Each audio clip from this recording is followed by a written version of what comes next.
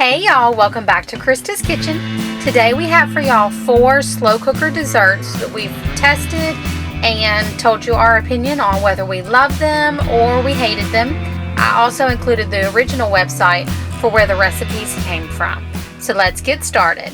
We're going to make some French toast casserole to go in our Ninja Foodie on slow cooker function so that we can have this for dessert. We're going to start with 6 eggs that we're going to whisk up down in our bowl. So we have our 6 large eggs cracked down in the bowl. I'm going to add in 2 cups of half and half and whisk this together. To our egg mixture, we're going to add about a teaspoon of vanilla, half a teaspoon of cinnamon, half a teaspoon of nutmeg, a quarter of a teaspoon of salt. Now that we have all of our seasonings and everything mixed together, we're going to set this to the side. And I have my slow cooker liner right here. I've sprayed it with some cooking spray. And now we're just going to tear or cut up a loaf of brioche bread.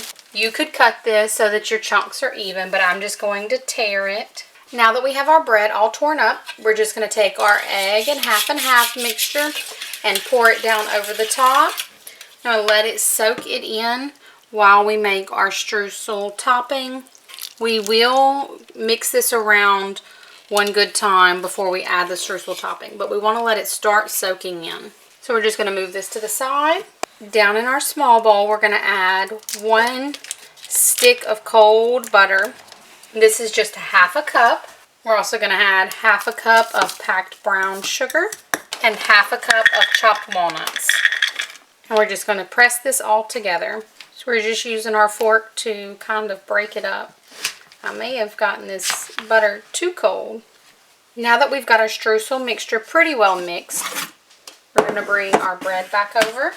We're going to toss it around just to make sure everything is coated and that it didn't just sink to the bottom. I'm going to pack it down in there and we're going to crumble over our streusel topping. I'm going to put this on slow cooker function and let it cook on high for about 2.5 to 3 hours. So our French toast casserole is all done. It smells divine.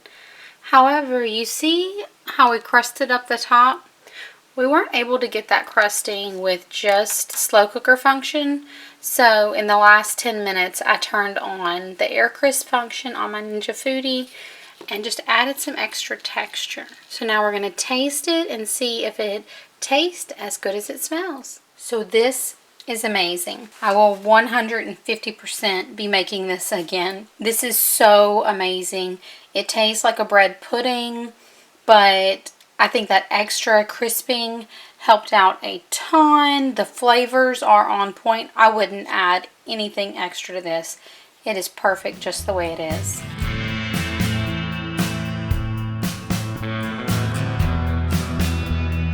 So now we are making a 3-ingredient blueberry cobbler. So my Albertsons had blueberries on sale yesterday, so I picked up several. And we're going to make a crockpot dessert. So I sprayed our slow cooker with some cooking spray. And I've just washed 3 pints of blueberries. Next we're going to sprinkle over a pack of butter yellow cake mix, just the dry mix. Then I've taken a stick of butter. This is unsalted and just sliced it up into big chunks. We'll drop that in.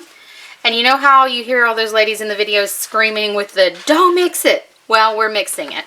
So just tossing this all around, breaking up some of those chunks so they're a little bit more evenly dispersed. And yes, you could make a very quick, easy crumble out of just a few ingredients, but these cake mixes are awesome. They are delicious, so why not use it to your advantage when you want a quick dessert to kind of get you through. Alright, we're going to put our lid on, cook this on low for about 3 to 4 hours, and we'll see y'all back in just a bit. It smells so good. I can see there's some darker bits around the edges, but we're going to give this a taste. Look at that beautiful blueberry. We're going to top it with a little bit of vanilla ice cream. Alright, so let's taste test it and see how everything turned out. So this is amazing. Those blueberries are super tart, and the cake is a good sweet balance, and then the ice cream on top just sends it over the top. I will definitely be doing this again. Yes!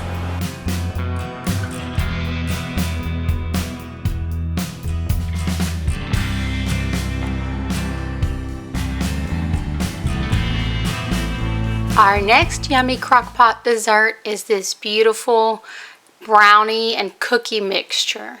It's called Heaven in a Crockpot. Now I'm choosing this Pillsbury chocolate chunk because I want those ooey gooey chunks in mine, and also because this is one of my favorite brownie box mixes. So we're just going to pour that down in our bowl. We're going to add in 1/4 cup of melted butter and 2 large eggs.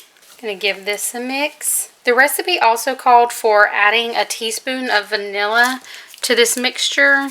I just personally don't think that that's necessary, because with these box mixes, I mean, they're pretty awesome as it is. So let's move this to the side. And this is my Crockpot liner. I've just sprayed the bottom of it with some nonstick spray. And now I'm going to scoop in some pre-made cookie dough. I'm just using this chocolate chip cookie dough from Sam's Club. Like I said, simplicity has been something wonderful with 90% of these Crockpot recipes we've tried so far.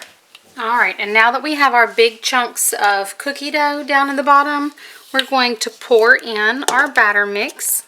Now, if you don't have a chunky batter mix like this, add in about 1 cup of chocolate chips, or like the white chocolate chips or something, to give it that extra gooiness.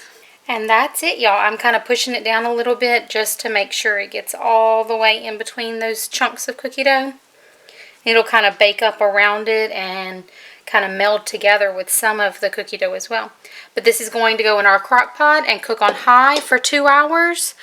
They also said that you could cook it on low for 5 hours, but that you don't get as gooey of a texture with going on at the low setting for so long.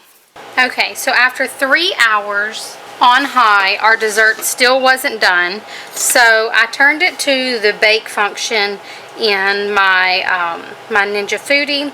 So that's why it's dark in certain areas, because I let it go for about 20 minutes on the bake function, and it cooked up nicely. You can see got the brownie pieces and the cookie pieces. We don't get that gooey effect because I think we had to do both methods of cooking. So maybe it needs longer, but I had planned for us to have this for tonight, so I needed it to get done. Now, we don't have vanilla ice cream. I'm going to add a little bit of cookies and cream. It's super yummy. So we'll move on to the next crock pot dessert.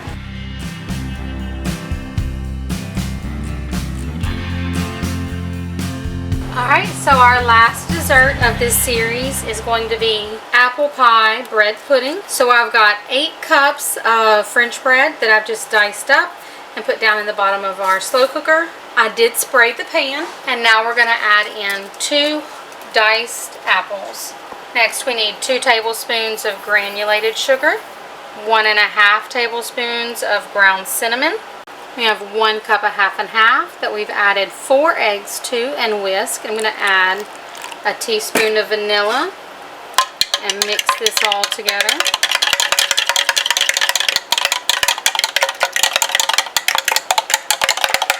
I'm going to pour our custard mixture over the top.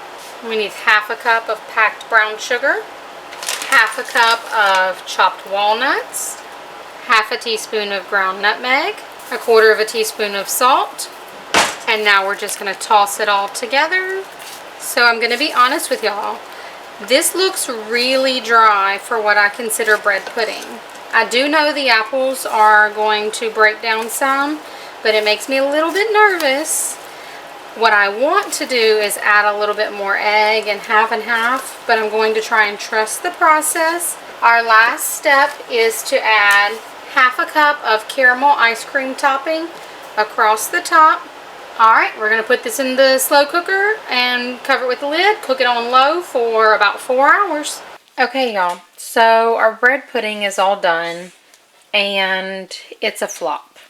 The apples are super yummy, but the bread is like tough and I mean, I'm not sure how it absorbed everything, but it still didn't absorb any of the flavor. Like, it smells so wonderful in here.